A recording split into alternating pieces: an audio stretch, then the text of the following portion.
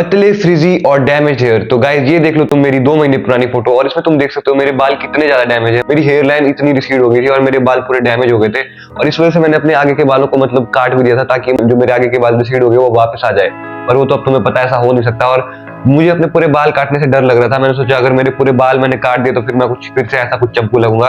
तो मुझे पता है कि मतलब आज की डेट में मतलब 90% बंदों के साथ ये प्रॉब्लम है। तुम्हारे बाल भी पतले हो चुके होंगे, तुम्हारे बाल भी डैमेज हो गए होंगे। बस आज की इस वीडियो में मैं तुम्हें यही बताने वाला हूँ, ऐसे डैमेज बालों से अपने बालों को रिवाइव कर सकते हो, जैसे कि मैंने अपने बालों को ठीक ठाक रिवाइव कर दिया है। पहले की तरह डैमेज बाल मेरे नहीं रहे।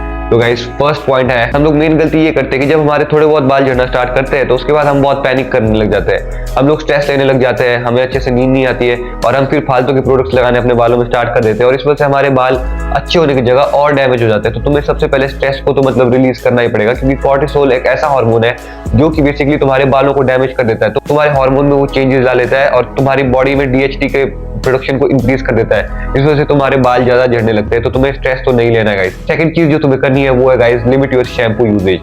तो गाइस तुम्हें पता होगा कि शैम्पू यूज क्या होता है। जब भी तुम बाहर जाते हो तो धूल मिट्टी और पसीना मिक्स होकर मतलब तुम्हारे स्कैल्प पे बहुत ही ज्यादा डर्ट क्रिएट कर देती है, और शैम्पू का काम होता है उस डर्ट को क्लियर करना। पर लेकिन उस डर्ट को क्लियर करने के साथ साथ शैम्पू तुम्हारे हेयर से एक नेचुरल ऑयल होता है सीबम, उसे भी क्लियर कर देता है, और जो तुम्हारे बालों के नरिशमेंट के लिए बहुत ही ज्यादा इंपॉर्टेंट होता है। तो भाई शैम्पू के यूजेज को तुम लिमिट कर दो। अगर तुम ज्यादा बाहर रहते हो तब तुम्हें अपने बालों को मतलब हफ्ते में 2 बार धोना चाहिए, वरना तो भाई मैं तुम्हें सजेस्ट करूंगा कि महीने में 1 ही बार बाल धो। मैं तो लिटरली भाई लास्ट टाइम मुझे याद भी नहीं आ रहा मैंने शैम्पू कब किया। और एक चीज तुम नोटिस करोगे, जब तुम शैम्पू करते हो उसके 3-4 दिन तक तुम्हारे बालों में कोई वॉल्यूम नहीं होते, तुम्हारे बाल बिल्कुल फ्लैट डेड होते हैं। शैम्पू करने के 3-4 दिनों बाद धीरे धीरे तुम्हारे बालों में वॉल्यूम आना स्टार्ट हो जाता है, तुम्हारे बालों का जो नेचुरल टेक्सचर है वो वापस आने लग जाता है। तो गाइस ये चीज तुम्हें ध्यान रखना होगा, तुम्हें शैम्पू के यूजेज को लिमिट करना ही पड़ेगा, और खासकर ऐसे शैम्पू जिसमें कि पैराबिन और सल्फेट जैसे हार्मफुल केमिकल होते हैं उसे तो तुम्हें रियली वही अवॉइड करना चाहिए, वो तो तुम्हारे बालों को डैमेज कर देगा पूरा।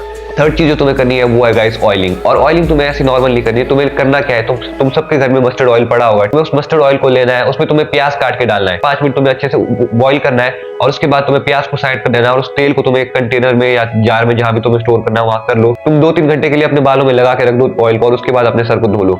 इससे भाई तुम्हारे बाल बहुत ही ज्यादा नरिश हो जाएंगे, और तुम्हारे बालों में जो भी डैमेज हुआ था वो पूरा रिवाइव हो जाएगा, तुम्हारे बाल फिर से अच्छे होके आएंगे और सिल्की होके आएंगे। फोर्थ चीज जो तुम्हें करनी है वो है guys vitamin E plus egg yolk. तो गाइस तुम्हें करना क्या है, तुम्हें 2 अंडे लेने हैं, और उसका जो येलो वाला पार्ट होता है, येलो वाला पार्ट उसे तुम्हें निकाल देना है, और तुम्हें विटामिन ई की कैप्सूल लेनी है। वो तुम्हें किसी भी मेडिकल स्टोर में मिल जाएगी, वो शायद 50-60 रुपए की आती होगी।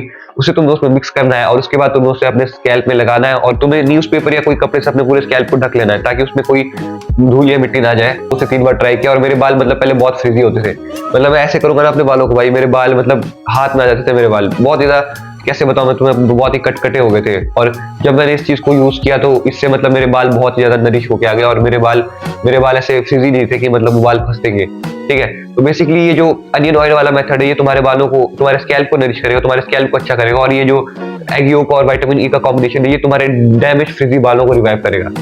और गाइस और फाइनल चीज जो तुम्हें करनी है अपने बालों को रिवाइव करने के लिए वो है guys taking care of your diet and sleep. Guys अब तुम्हें बताने की जरूरत नहीं कि तुम्हारी डाइट और स्लीप तुम्हारी बॉडी के लिए बहुत ज्यादा इंपॉर्टेंट है। तो तुम्हें ऐसी चीजें खानी है जिसमें कि ज्यादा बायोटिन हो। बायोटिन किस में ज्यादा होता है, एग्स में और फिश में और चिकन में। और मैं तुम्हें बता दूं बायोटिन के अलग से सप्लीमेंट भी आते हैं। रेदर देन कि तुम ऐसे सप्लीमेंट्स को लो, मैं तुम्हें कहूंगा कि तुम सीधा मतलब अपने फूड सोर्स से बायोटिन की कमी को पूरा करो। और बायोटिन तुम्हारे हेयर्स के लिए बहुत ही ज्यादा इंपॉर्टेंट है। और एक और चीज स्लीप। तुम्हें पता होगा कि तुम्हारी बॉडी की जो 90% एक्टिविटीज है, जो हमारी पूरी बॉडी जब रिकवर होती है तो वो उसी वक्त होती है जब तुम सो रहे होते हो।